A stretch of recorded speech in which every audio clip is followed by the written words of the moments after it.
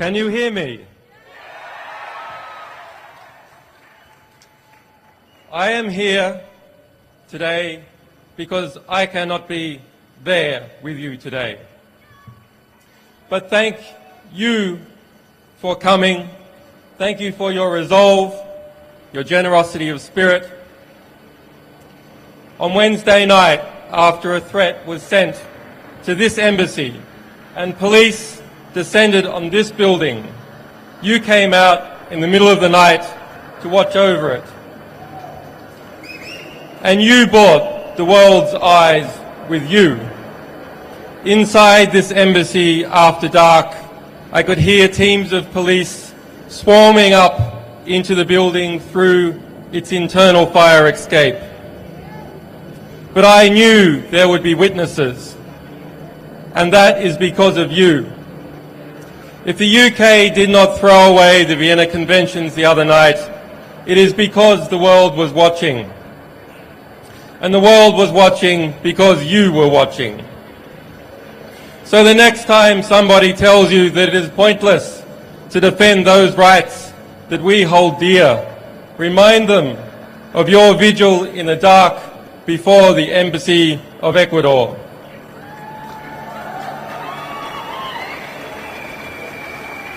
Remind them how, in the morning, the sun came up on a different world and a courageous Latin American nation took a stand for justice.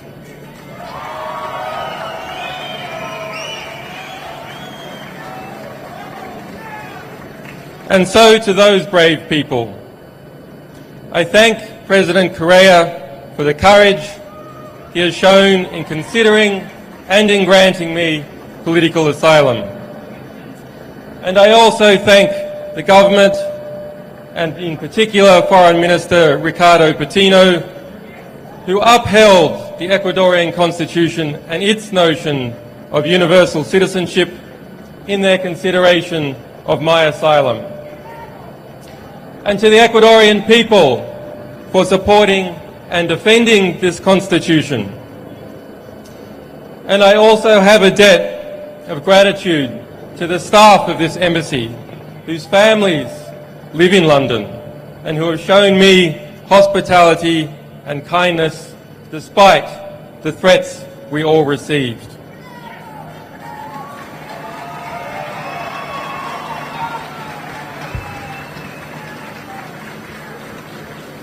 This Friday, there will be an emergency meeting of the foreign ministers of Latin America in Washington, D.C. to address this very situation.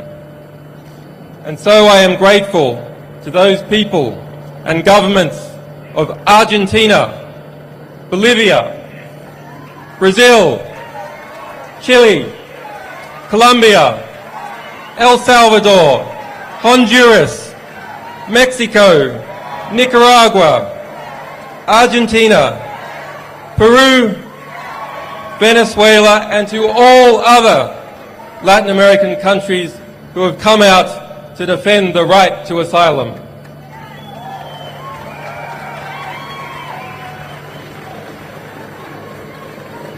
And to the people of the United States, the United Kingdom, Sweden, and Australia, who have supported me in strength even when their governments have not.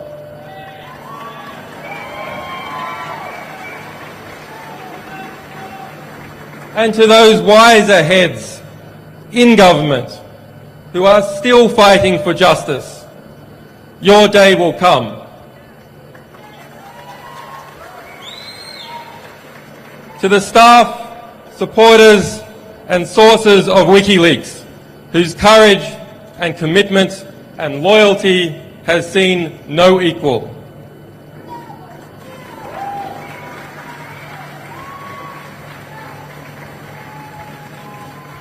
To my family and to my children who have been denied their father, forgive me, we will be reunited soon.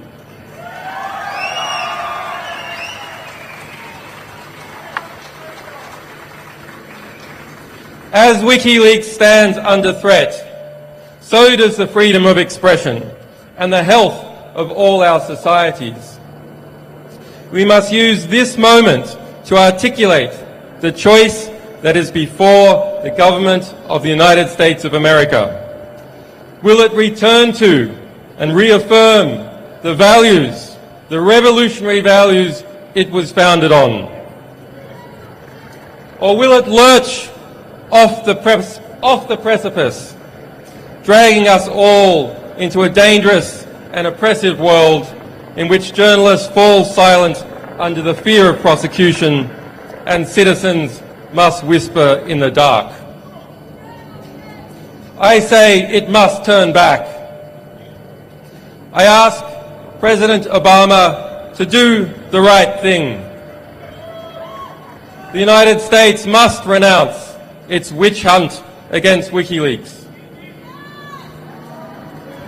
The United States must dissolve its FBI investigation. The United States must vow that it will not seek to prosecute our staff or our supporters. The United States must pledge before the world that it will not pursue journalists for shining a light on the secret crimes of the powerful.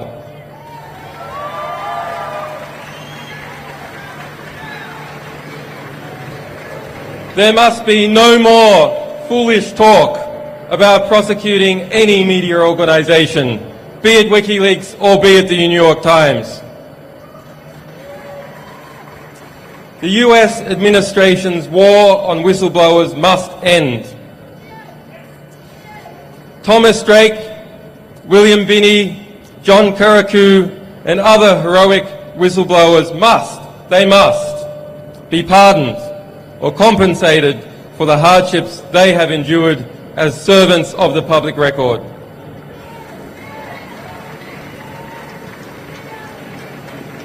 And to the Army private who remains in a military prison in Fort Leavenworth, Kansas, who was found by the United Nations to have endured months of torturous detention in Quantico, Virginia, and who has yet, after 2 years in prison, to see a trial, he must be released.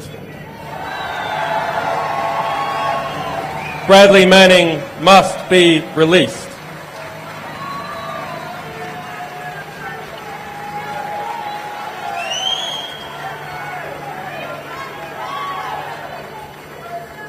If Bradley Manning did as he is accused, he is a hero and an example to all of us,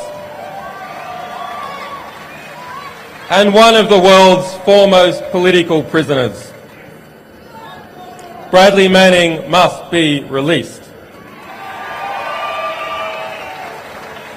On Wednesday, Bradley Manning spent his 815th day of detention without trial. The legal maximum is 120 days. On Thursday, my friend Nabil Rajab, president of the Bahrain Human Rights Centre, was sentenced to 3 years in prison for a tweet. On Friday, a Russian band was sentenced to 2 years in jail for a political performance. There is unity in the oppression. There must be absolute unity and determination in the response. Thank you.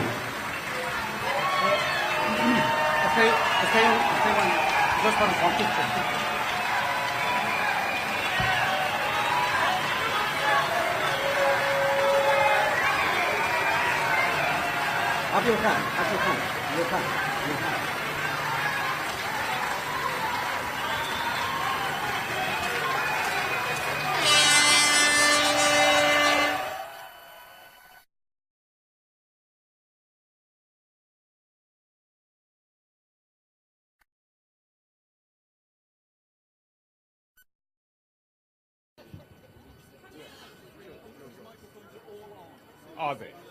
Okay. Hello, can you hear me?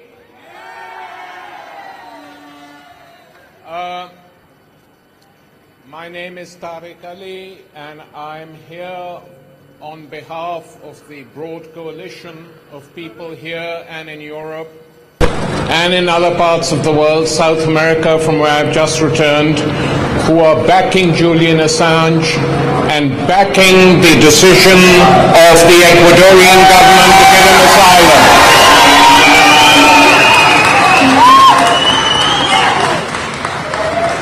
I think the situation will be clarified over the next few days.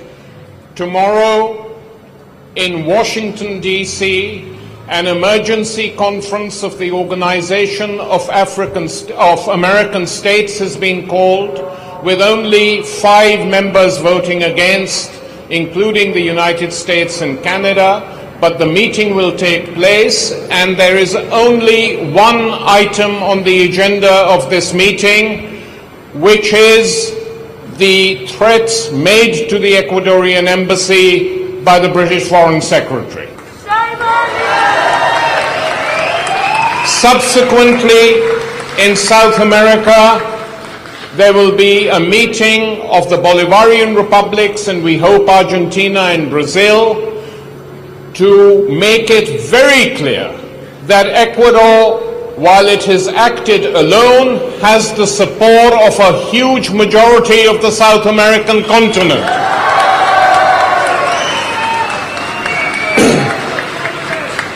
Now, this afternoon we're here to show our solidarity with Julian Assange and the decision of the Ecuadorian government. We have speakers who will be speaking for making short speeches.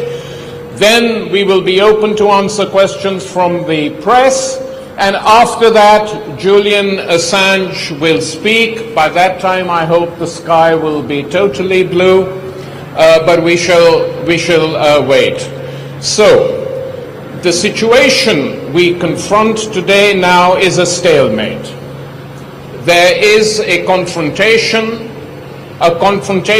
which is not of our choosing, because the right to claim asylum is the right of any citizen anywhere in the world. And we have to be very clear. It doesn't happen often in the Western world, because it is assumed that civil liberties are safe. But habeas corpus has been suspended in this country. There have been renditions.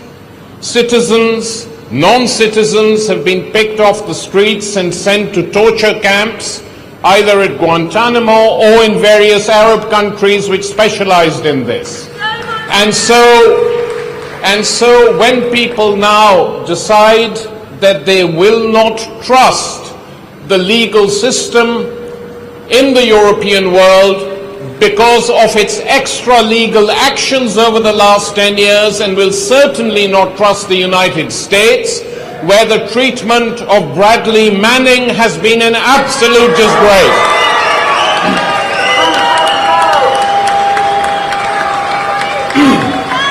So there is a reason for seeking asylum now. I hope that there are not too many episodes like this, that civil liberties as we once knew them are restored, because it puts a tremendous burden on everyone in this country and elsewhere, and on people who are forced to do this. So the position is very clear. The central issue, as has been made obvious, is the fear of Julian Assange, and it's a totally understandable fear that he could be deported to a third country, that this is not a footling little investigation, not even proven, mounted by Swedish prosecutors, and its acceptance shamefully by the Supreme Court in this country, with judges dissenting, giving dissenting opinions on this within Britain itself. That it is not simply a question of that. That on its own is not the major issue. The major issue is the fear of extradition to the United States, and there is a very simple solution.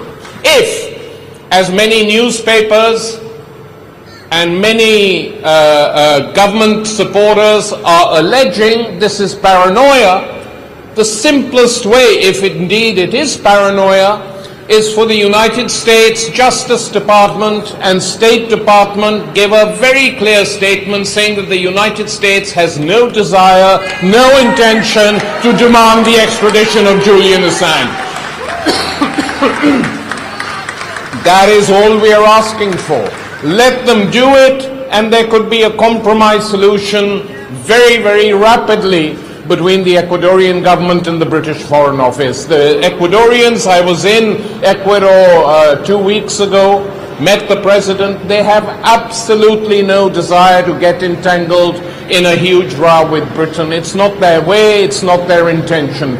They want a peaceful settlement, and all they ask is an assurance that Julian Assange will not be extradited to a third country, and that is what we hope to achieve with the campaigning we're doing now. Now, unfortunately, we have got many messages from people who can't be here for one reason or the other, and these messages will be read out by spokespeople who are here on their behalf.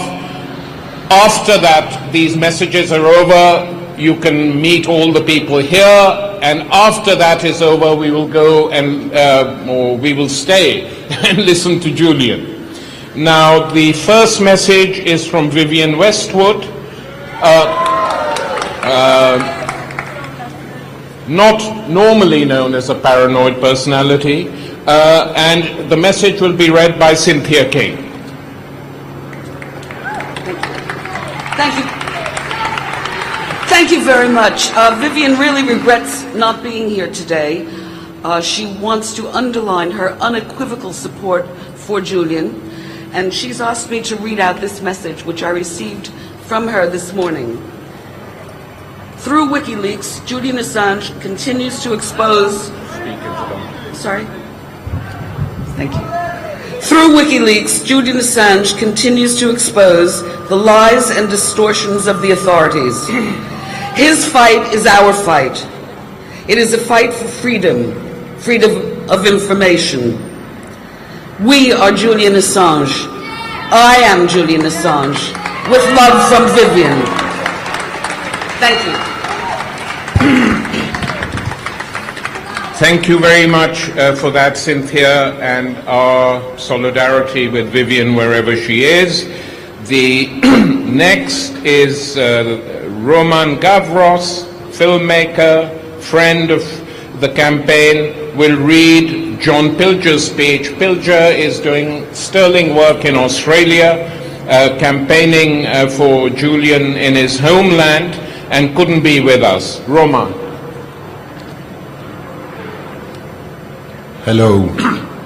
Sorry, I'm French, so sorry for my clumsiness. I'll try to read the best I can. I have known, so it's from John Pilger. I have known Julian since he came to London and gave the world vital information about Afghanistan, Iraq, which government had suppressed and denied. What is always left out of the public portrayal of Julian is the moral dimension of WikiLeaks. The very notion of morality, of principle, embarrasses those who consort with great power, but ordinary people recognize it straight away and are not embarrassed. They're inspired. WikiLeaks is about the public's right to know and the right to practice the kind of real journalism that made Julian powerful enemies. Enemies he should wear as a badge of courage. Indeed, the whole point about Julian is courage. This is why this is a day of triumph.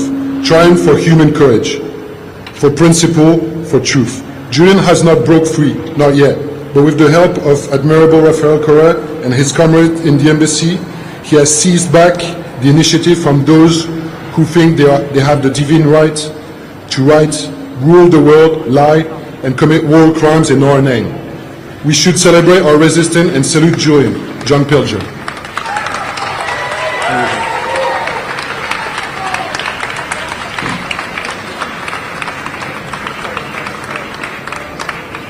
The third absentee friend, because he's not well, is Ken Loach, the film director,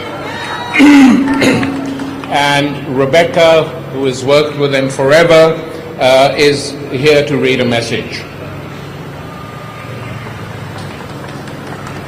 Hi, everybody. The sun's come out, which is good news. I've been working with Ken Loach and Paul Laverty for a very long time, and with them, we give you this message. Julian Assange needs our support. He and WikiLeaks have exposed the dirty secrets of the powerful. Remember WikiLeaks revealing US war crimes in Iraq, firing on unarmed civilians from an Apache helicopter? Nothing but cold-blooded murder. We know the gross brutality the US and Britain will use against those it sees as its enemies. The coups in Latin America, Guantanamo, and now the terror inflicted on Bradley Manning. With right-wingers in the States calling for his execution, Julian has every reason to fear for his safety. But look at the bigger picture. There is much talk of due process and the rule of law. What hypocrisy! Tell that to those left in the shattered ruins of Iraq. More than 1 million dead in a war that was plainly illegal. The US has no regard for due process or international law.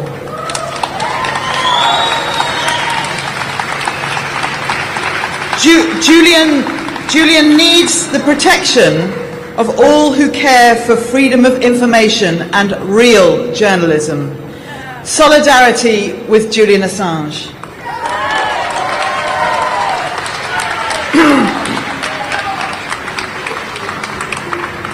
Thanks very much, Rebecca. We hope Ken gets well soon.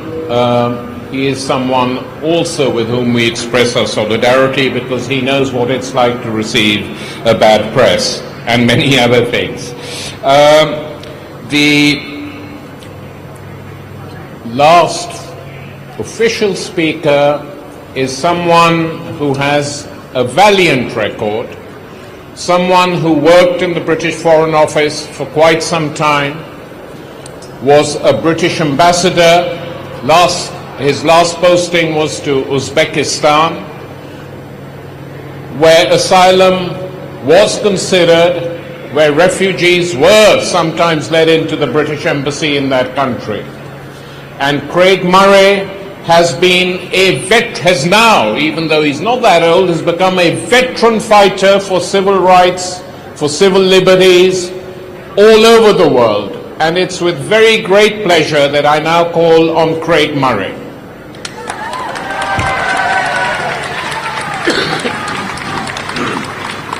Thank you.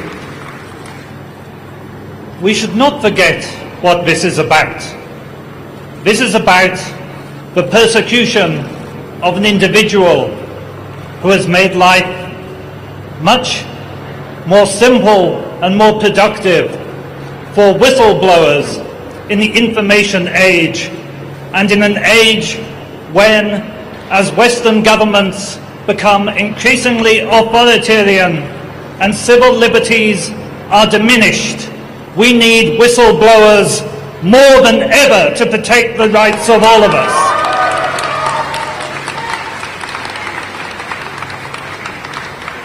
We have heard of the areas where WikiLeaks have been active, not only the prosecution of illegal war in Iraq, but the revealing of individual war crimes carried out within that war. The targeting of people for assassination throughout the world, and the collusion of governments of different stripes in that targeting. The torture and rendition of individuals. Now consider this. I blew the whistle on torture and extraordinary rendition and the collusion of the CIA and MI6. I was, in consequence, immediately charged with extortion for sexual purposes in exchange for British visas. It took me 1.5 years to clear my name of those charges, because they routinely charge and try to frame and fit up whistleblowers, and that is what is happening to Julian Assange. just as it happened to me.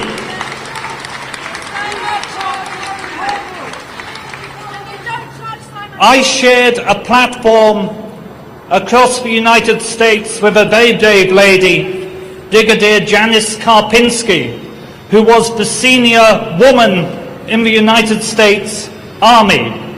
She blew the whistle on the fact that she had seen documents signed personally by Donald Rumsfeld authorizing the torture at Abu Ghraib. The very next day, she was charged with shoplifting. I could name 5 or 6 examples straight away of individual whistleblowers who are always immediately charged with offences which don't relate to whistleblowing at all, because in the United States and the United Kingdom, and apparently Sweden today, just as it used to always happen in authoritarian and totalitarian countries, dissidents are not charged with political offences, they are fitted up with criminal offences. That is the state our society has come to. How likely is it that when I was engaged in a bitter struggle, an internal struggle with my own government who were trying to sack me over the use of torture, and I was trying to prevent the use of torture, did I then think, oh, that's a good idea, I'll go and rape someone tomorrow while I'm in the middle of this? Was Julian Assange, while conducting the campaign of WikiLeaks, so distracted he decided to get into incidental and coincidental criminal activity? Did Donald Rumsfeld get outed as the man who authorized torture by Janice Karpinski just for her to think the very next day she would pop out and do a bit of shoplifting? No! Only our disgustingly complacent and spoon-fed mainstream media would accept such a narrative for one single moment. It is obviously nonsense to anybody with half a day. Now then, let me come to William Hague.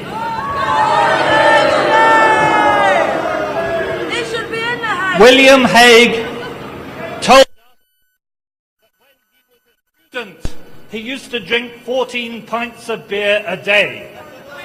I tell you something, he must have drunk 28 pints the day he decided to threaten to illegally invade the embassy of Ecuador and violate Ecuadorian national territory. The Vienna Convention is absolutely plain. The Vienna Convention of 1961 is the single most subscribed international treaty in existence. And it states in Article 22, Section 1, that the diplomatic premises of an embassy are inviolable. Full stop. Are inviolable. You cannot invade the embassy of another country. As Tariq rightly said, there were times when I sheltered Uzbek dissidents from their government within the confines of the British Embassy in Uzbekistan. Even during the height of the tensions of the Cold War, the opposing parties never entered each other's embassies to abduct a dissident. The fact that William Hague now openly threatens the Ecuadorians with the invasion of their sovereign premises is one further example of the total abandonment of the very concept of international law by the neoconservative juntas that are currently ruling the former Western democracies.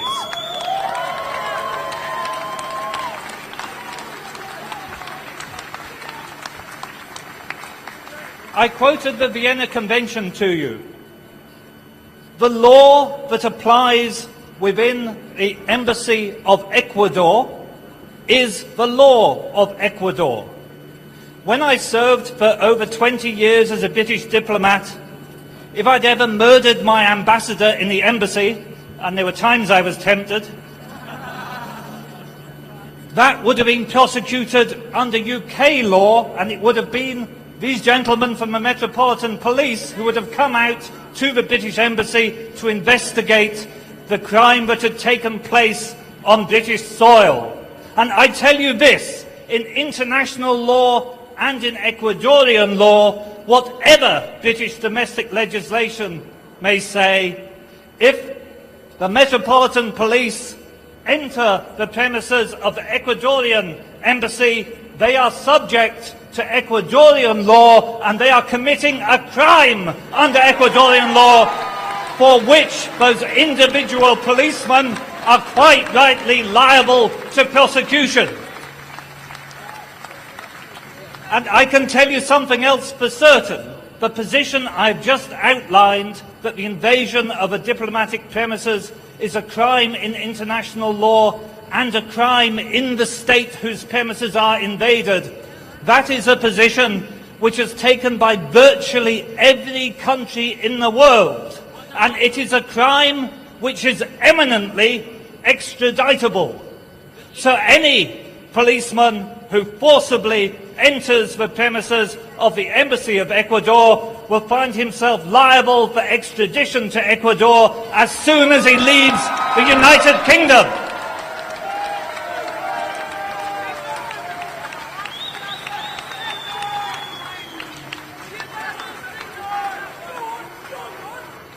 Ladies and gentlemen, I thank you all for coming here to listen.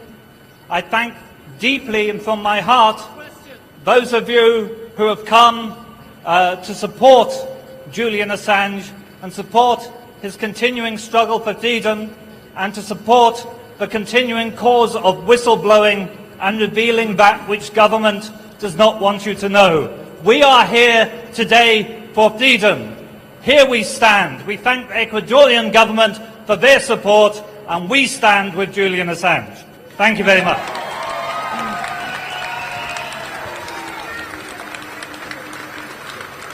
Friends,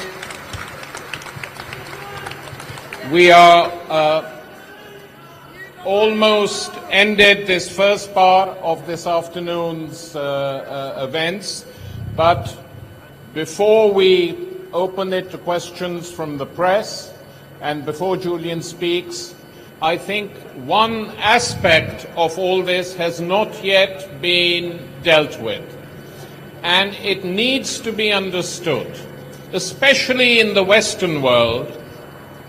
Why is it that an Australian citizen facing prosecution by a European country decides to appeal for asylum to a South American republic? And the reason for that is that for the last 10 to 15 years now, huge changes have been taking place in South America. And these changes are very interesting. For a whole while, as many of you will know, South America was governed by military dictatorships of one sort or the other, backed by the United States and its European partners, and allowed to do whatever they wanted. They were taught how to torture, they were taught how to kill, and they carried on doing it till the changes began. And the changes began for social and economic reasons, it should be pointed out. The changes began when the people in Venezuela, who were the first, said enough. Enough of IMF regulations, enough of World Bank rules. We don't like neoliberalism. We don't like the way our oligarchs are running this country. We don't want to live in a world where everything is privatized, where there are no public sector engagements. That is what started it off. And there have been more elections in Venezuela than in any other country of the world since that time. Referendums launched against, won by the Bolivarians. A new constitution in which a population has the right, if it so wishes, to get signatures so that an elected president can be recalled way beyond the next election is due. All this had happened. And that Venezuelan model in different ways spread all over the world. It spread to Bolivia. It spread to Ecuador. It spread for a while to Paraguay, to Honduras. It had a huge impact in Brazil. And we don't have the world of the West now in many, many South American countries. What do? They have oil wealth. They have other wealth. They don't allow it to go to the fat cats. They don't allow it to go to bankers. They spend it on free education. They spend it on hospitals. They have created new universities free of charge for poor kids. They refuse to follow the Western model where everything is privatized, including the armies and including the police force now we hear. Everything is being privatized, for somehow these people feel it's better. The train system is privatized here. In South America, they're trying to construct a new one. And so these radical social democratic governments in South America are today, in my opinion, offer more social and human rights to their citizens than the countries of Europe, leave alone the United States. And that is why Julian Assange applies for asylum to Ecuador, because this is a country which is determined to be independent. It has asked the American military base in Mantua to leave the country. And when the United States objected, Rafael Correa, the president of Ecuador, said, okay, if you want a base here, let's have equality. Why can't we have a military base in Florida? To even ask the question is considered crazy. And there was no agreement. Out went the base. A new constitution that defends human rights. A serious attempt to defend the ecology of the country. Social spending has doubled. And for me, human rights mean nothing unless there are social rights as well for the ordinary people of a country. The two go hand in hand. And it is these changes in South America which have now come to the fore in a big way by this one event. But that is why Julian Assange appealed to Ecuador for asylum, and that is why I think in this week that lies ahead, he will receive the backing of a large majority of the South American continent. And the Europeans, European governments and European citizens, if they wished to, could learn a lot from South America today. Just change your gaze.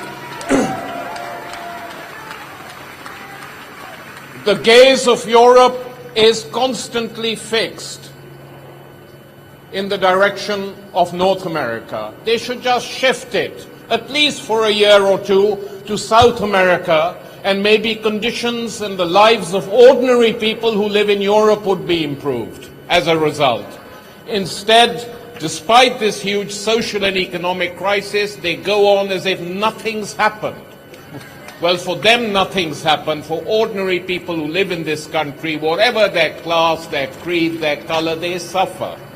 And they react angrily sometimes. And South America offers the beginnings of a model against that. Thank you very much. And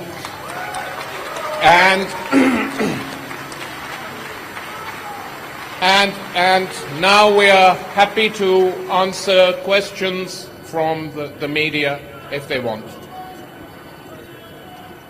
No one here from... Yeah.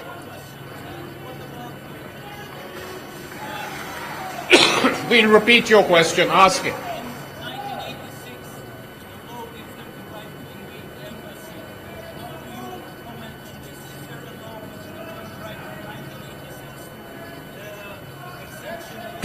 The question is, there was a law in 1986, I'm repeating the questioner, which gave the British government permission to invade an embassy. Domestic law cannot simply override international law.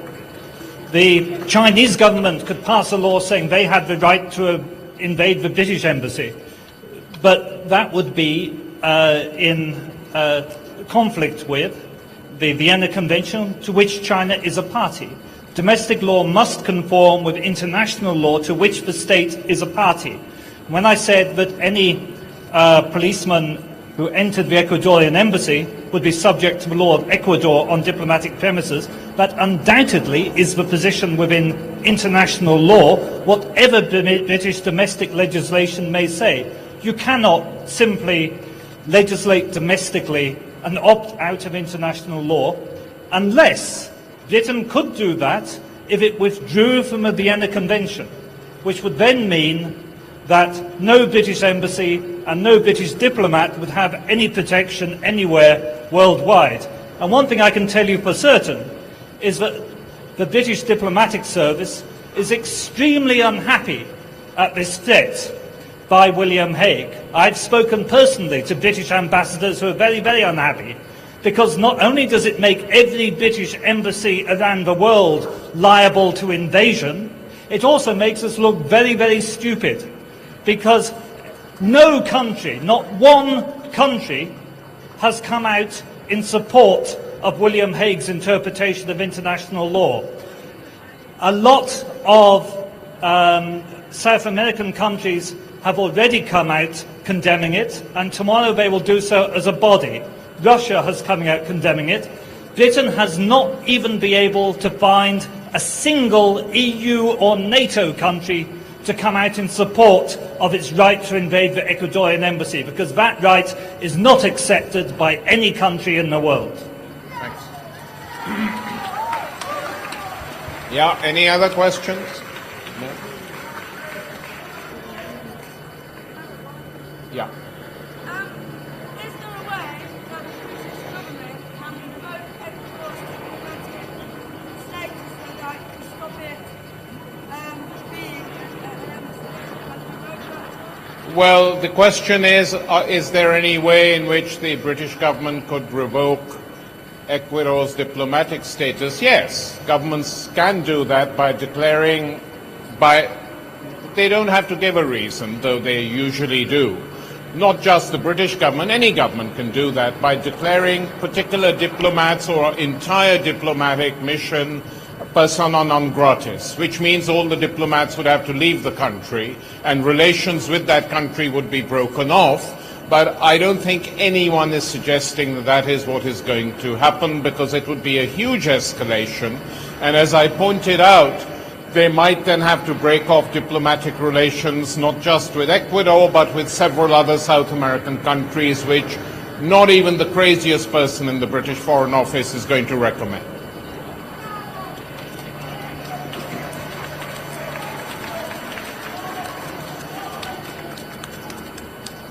Anything else, guys? Yeah, okay. Well, thanks very much. We will now remove ourselves and wait for Julian, who will be speaking in about 10 to 15 minutes. Thanks.